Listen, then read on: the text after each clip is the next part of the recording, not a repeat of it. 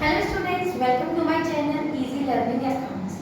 आज की इस वीडियो में हम dissolution of partnership firm chapter का लास्ट पॉइंट पढ़ेंगे, लास्ट टॉपिक पढ़ेंगे जिसका नाम है मेमोरेंडम बैलेंस शीट। बेसिकली बेटा कभी भी ये नहीं हमें क्वेश्चन में बताया जाएगा कि आपको मेमोरेंडम बैलेंस शीट बनानी है।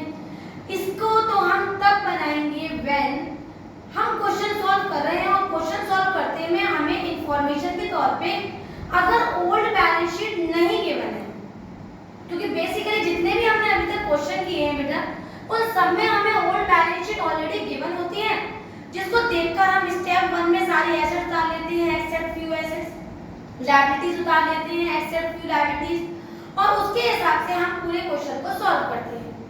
तो जिस क्वेश्चन में कभी भी बैलेंस शीट नहीं गिवन होती है तो हम एक काम चलाओ बैलेंस शीट बना लेते हैं, जिसे कहते हैं मेमोरेंडम बैलेंस शीट।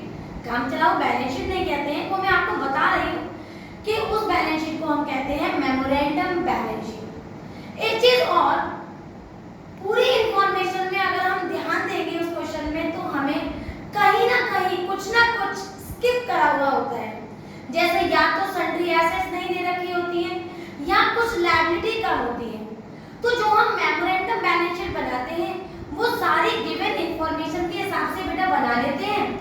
जहां पर भी बैलेंसिंग कम हो, जैसे फॉर एग्जांपल लायबिलिटी में बैलेंसिंग आ रही है 1 लाख की और एसेट साइड बैलेंसिंग आ रही है 70,000 की, तो 30,000 रुपीस की अमाउंट एसेट साइड कम आ रही है, तो सन्ड्री एसेट्स के नाम से हम उसे बैलेंस कर देते हैं। इसी सेम तरीके से अगर एसेट्स की बैलेंसिंग आ रही है एसेट साइड की 1 लाख और लायबिलिटी का एडिशन आ रहा है 70,000, तो हम 30,000 की बैलेंसिंग सन्ड्री लायबिलिटी के नाम से कर देते हैं। तो इस तरह से हम मेमोरेंडम बैलेंस शीट बनाते हैं। तो दो रीजन याद रखिएगा, when in any question no balance sheet is given we prepare the memorandum balance sheet the dissolution of partnership firm. और दूसरा रीजन ये है कि when in the question sundry assets और sundry liabilities any one of them या any of the information is skipped not given, then also we prepare a memorandum balance sheet। तो इस point को लेते हुए हम दो क्वेश्चंस करेंगे ताकि आपको अच्छी तरह क्लियर हो जाए कि मेमोरेंडम बैलेंस शीट कैसे बनाते हैं। रीजन मैंने आपको बता ही दिया कि क्यों बनाते हैं, कब बनाते हैं। रीजन वही है कि अगर क्वेश्चन में ओल्ड बैलेंस शीट ना दी हो, और दूसरा रीजन कि कहीं ना कोई इंफॉर्मेशन हमें अधूरी दे रखी हो, जैसे sundry assets sundry liabilities. Basically sundry assets sundry liabilities ही होते हैं, इसलिए मैंने आपको वो बता दिया। तो शुरू करते हैं question of memorandum balance sheet. उसके लिए मैंने टीएस देवान 2020 पेज नंबर 8.62 एडिशन 2020 का क्वेश्चन लिख रखा है बेटा in the heading preparation of memorandum balance sheet. उसको रीड कर लेते हैं। अगर आपके पास बुक है तो पेज नंबर 8.62 निकाल लीजिए, और अगर नहीं है तो बोर्ड पे देख लीजिए। क्वेश्चन है बेटा 41, ए बी सी का रेशियो दे रखा है 5:3:2। 31 मार्च को उसकी कैपिटल है 30,000, बी की है 20,000 एंड सी ने फर्म से लिए हैं, मतलब सी ओज 5,000 टू द फर्म। सी ओज सॉरी बेटा सी के एसेट्स में आएगा, सी ओज assets to the firm, owes 5,000 to the firm and the liability of the firm is 20,000 and assets realised is 50,000। Information बहुत थोड़ी है, बट क्वेश्चन में हमसे कह रहे हैं रियलाइजेशन अकाउंट बनाओ, पार्टनर्स कैपिटल अकाउंट बनाओ और बैलेंस शीट बनाओ। तो बिना टाइम वेस्ट किए क्वेश्चन करना शुरू करते हैं और हम बनाते हैं सबसे पहले मेमोरेंडम बैलेंस शीट। सबसे पहले मेमोरेंडम क्यों बना रहे हैं? क्योंकि इस क्वेश्चन में हमें ओल्ड बैलेंस शीट नहीं गिवन है, जिसको देखकर हम रियलाइजेशन बनाते थे। तो हम एक मेमोरेंडम बैलेंस शीट बनाएंगे, फिर आगे के ये अकाउंट्स बनाएंगे। सबसे पहले हम बनाते हैं मेमोरेंडम बैलेंस शीट। बहुत ही इजी है बेटा, अगर आपको समझ में आ जाएगा तो कॉन्सेप्ट क्लियर हो जाएगा बेटा, तो ये आराम से सारे क्वेश्चन आपको निकल जाएंगे। तो हमने हेडिंग डाली लायबिलिटीज अमाउंट, एसेट्स अमाउंट, और जो जो इंफॉर्मेशन हमें गिवन है उसके हिसाब से हमने उसको पुट करना शुरू कर दिया। तो सबसे पहले कह रहे हैं कैपिटल, तो बैलेंस शीट को जिस तरह से हम बनाते हैं बिल्कुल उसी तरह बनाएंगे। ए का कैपिटल दे रखा है, बी का दे रखा है, ए का दे रखा है बेटा 30,000 और बी का दे रखा है हमें 20,000। हमने एडिशन करा, वैल्यू आ गई 50,000। सी का कैपिटल बेटा हमें एसेट साइड दे रखा है, क्योंकि सी को कह रहा है सी ओज 5,000 टू द फर्म। ठीक है बेटा, तो ये हमारा एसेट साइड आ जाएगा, कितना आ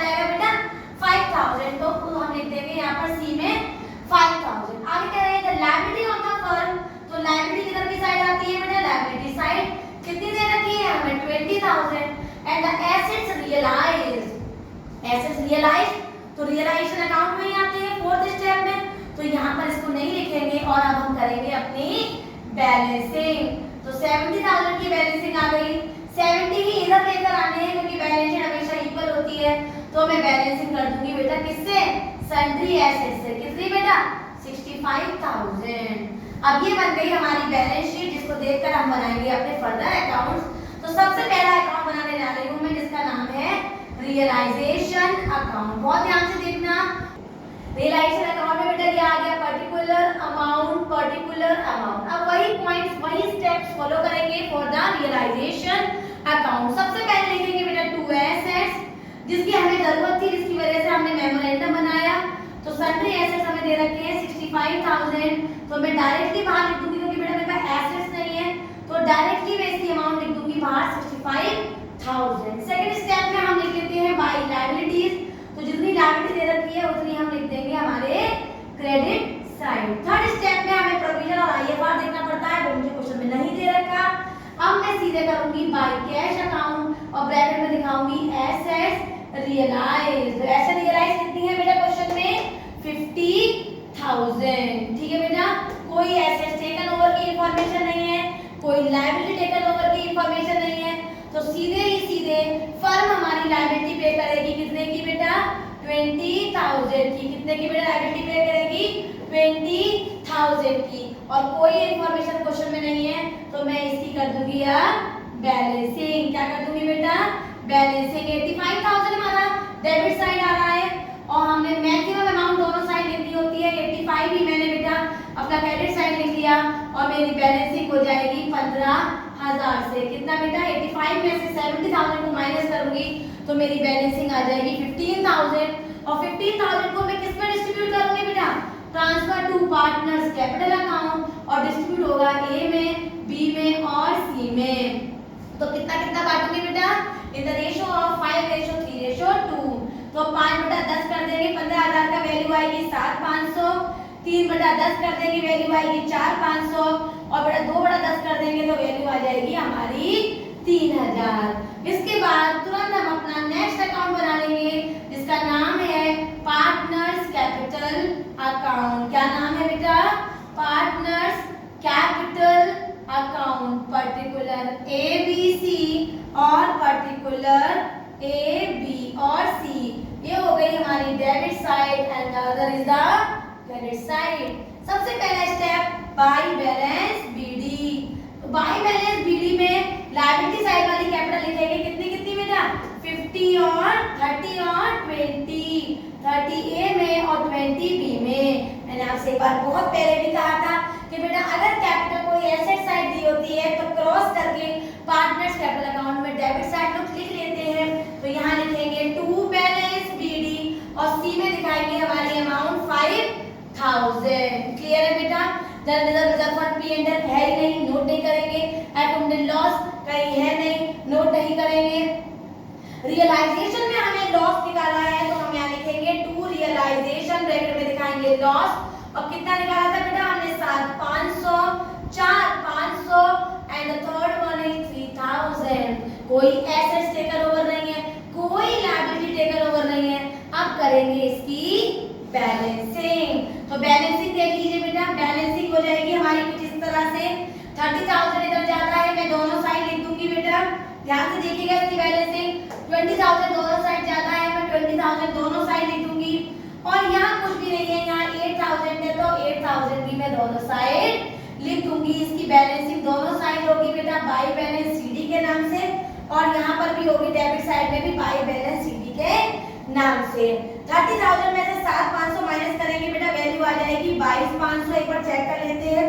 30,000 में से मैं 7,500 माइनस कर रही हूँ, वैल्यू आ जाएगी हमारी ये 9 में से गया 2 और ये आ गया हमारा 22,500। 20,000 में से मैंने 4,500 माइनस किया बेटा, वैल्यू आएगी मेरी 15,500। फिर भी एक बार चेक कर लेती हूँ 15,500। और बेटा यहाँ पर हमारी बैलेंसिंग कुछ भी नहीं, यहाँ कुछ भी नहीं, और यहाँ बैलेंसिंग आ जाएगी हमारी 8,000। तो इसको कहते हैं मैक्सिमम फिगर बैलेंसिंग, जो हमारी दोनों साइड आई है, डेबिट में भी आई है और क्रेडिट में भी आई है। और लास्ट अकाउंट इसका बनेगा बैंक अकाउंट, जो कि 1 मिनट में वो भी बन जाएगा। क्यों? क्योंकि हमारे पास सारी इंफॉर्मेशन ऑलरेडी है। तो सबसे पहले हमने बैंक का बैलेंस लिखा, क्या बैलेंस दे रखा है बेटा हमारा बैंक अकाउंट का? बच्चे कह रहे हैं मैम कुछ भी नहीं दे रखा है, तो कोई बात नहीं बेटा, ब्लैंक छोड़ देंगे उसको। क्लियर है? सेकंड स्टेप पे हम लिखते हैं हमारे एसेट्स रियलाइजेशन अकाउंट के नाम से। तो हमारे पास एसेट्स कितने के रियलाइज थे बेटा? 50,000। क्लियर है बेटा?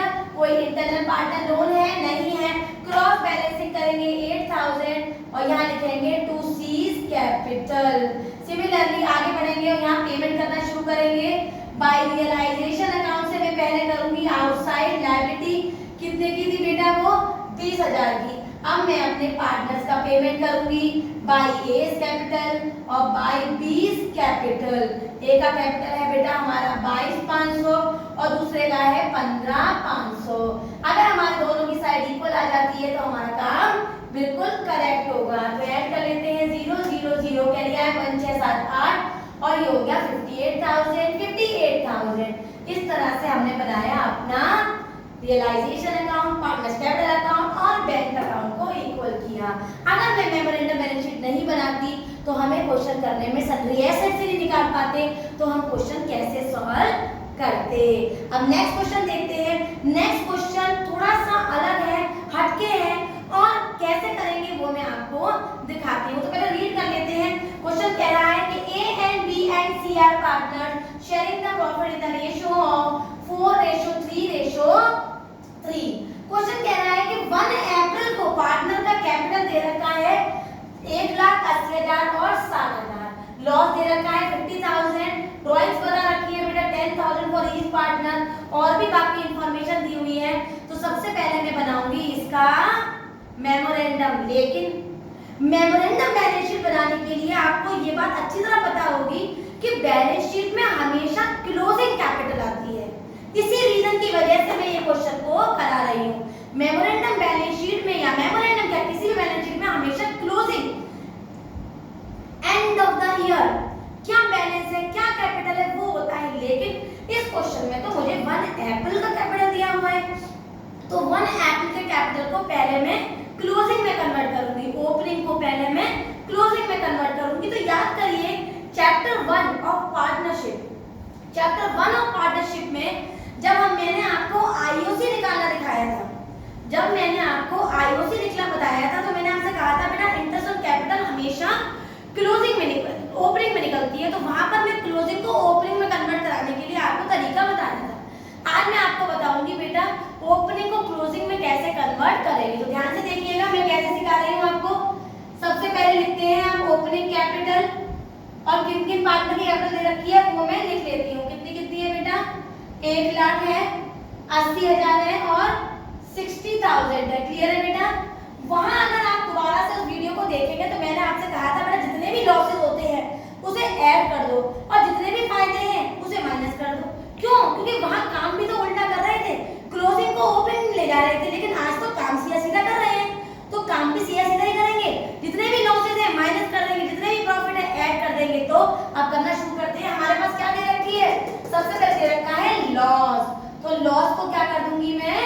माइनस 50,000 का मैं 4/10 करूंगी तो वैल्यू आएगी 20,000, 20,000 और 3/10 करूंगी तो वैल्यू आएगी 50,000। एक बार कर लेते हैं हम।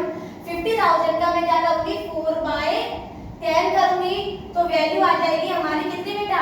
20,000। 20,000 का यहाँ पर लॉस हो जाएगा। दूसरा है हमारा 3, तो ये आ जाएगा 15,000 और अगला भी आ जाएगा हमारा 15,000। क्लियर है बेटा?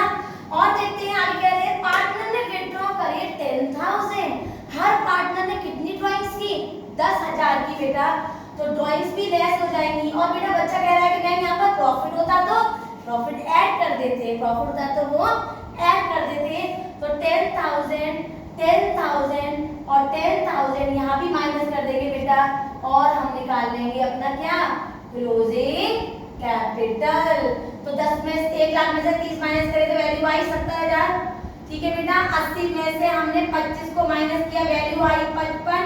एक बार फिर भी करके दिखा देती हूँ मैं आपको। 755,000 आ गई बेटा। और थर्ड नंबर पे भी हमने इसको 60 में से 10 गए 50 और ये आ गई हमारी 35,000। एक बार और चेक कर लेते हैं। 30 में से मैंने 25 माइनस किया तो वैल्यू आ गई मेरी बेटा यहाँ पर 35,000।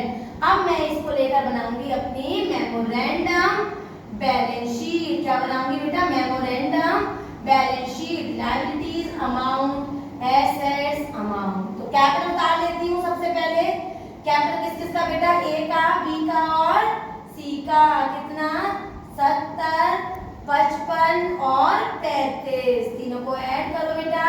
या जीरो कह दिया है 1, 8, 9, 10, 11, 12, 13, 14, 15, 16। 1,60,000। जीरो कह दिया है 1, 8, 9, 10, 11, 12, 13, 14, 15, 16। 1,60,000 का आ गया हमारा कैपिटल। अब आगे बढ़ते हैं और इंफॉर्मेशन क्या दे रखी है।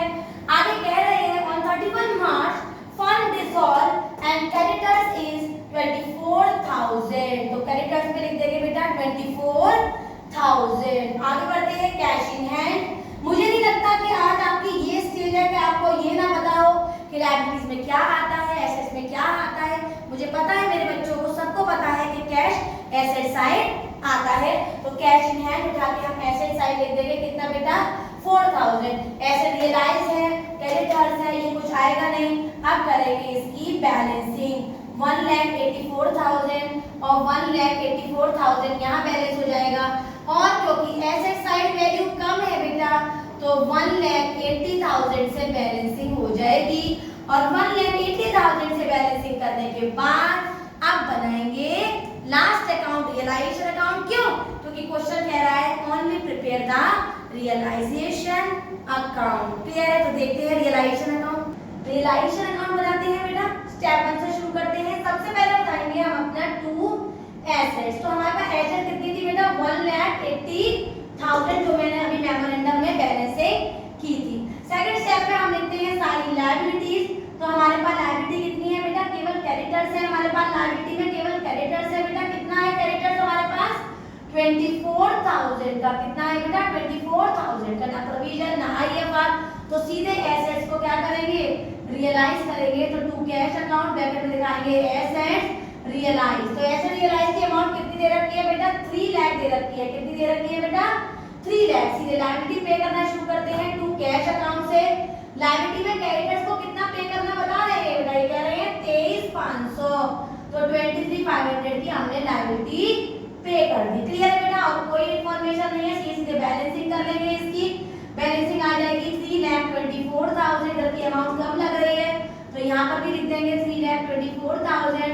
और बेटा ये बैलेंसिंग हो जाएगी टू प्रॉफिट ब्रैकेट में transfer to partners capital account. तो किस में बढ़ जाएगा? ए में और बी में और सी में। तो इसकी बैलेंसिंग करते हैं बेटा 3,24,000 में 180 23,500 को ऐड कर लो। 0,053 और ये आ गया हमारा 23,500।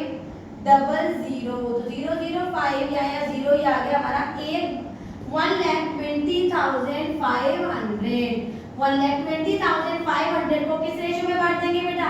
1,20,500 को हम 4, 5, 7, 8, 9, 10, 4 बाई 10 करेंगे।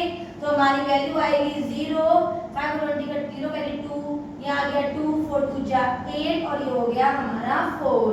तो अब 3 से करेंगे बेटा 1 2 0 5 0 को 3 से करेंगे तो 0 आ जाएगा 15 का 5 कर लिया है 1 1 3 2 जा 6 और 3 बन जा 3 36150 और 36150। चेक कर लेते हैं बैलेंसिंग वही आ रही है नहीं। 3 4 5 ये आ गया 12 और ये आ गया 0 कह रही है 1 4 5 8 10 11 12। ठीक है बेटा ये आ जाएगा हमारा 2 4 5 6 7 8 10 11 12। क्लियर है? वैल्यू लिख देंगे बेटा 48200 36150 और 36,150। किस रेशियो में बांटा हमने इसको? 4:3:3। क्योंकि इस क्वेश्चन में ना तो पार्टनर कैपिटल बनाने को कह रहे हैं और ना बैंक अकाउंट, तो मैंने केवल रियलाइजेशन में इसको खत्म करा क्वेश्चन को और 1,20,500 की रियलाइजेशन की प्रॉफिट निकाल दी। आपने बस बेटा मेरे इस पॉइंट में केवल दो ही बातें याद रखनी है। एक तो अगर क्वेश्चन में बैलेंस शीट नहीं है तो मेमोरेंडम बैलेंस शीट बना लेंगे और उसकी बैलेंसिंग कर लेंगे ताकि रियलाइजेशन अकाउंट और फर्दर अकाउंट आराम से बन सके। दूसरी बात, अगर क्वेश्चन में ओपनिंग कैपिटल है तो फर्स्टली उसे कन्वर्ट करेंगे बेटा क्लोजिंग जैसे मैंने अभी बताया था।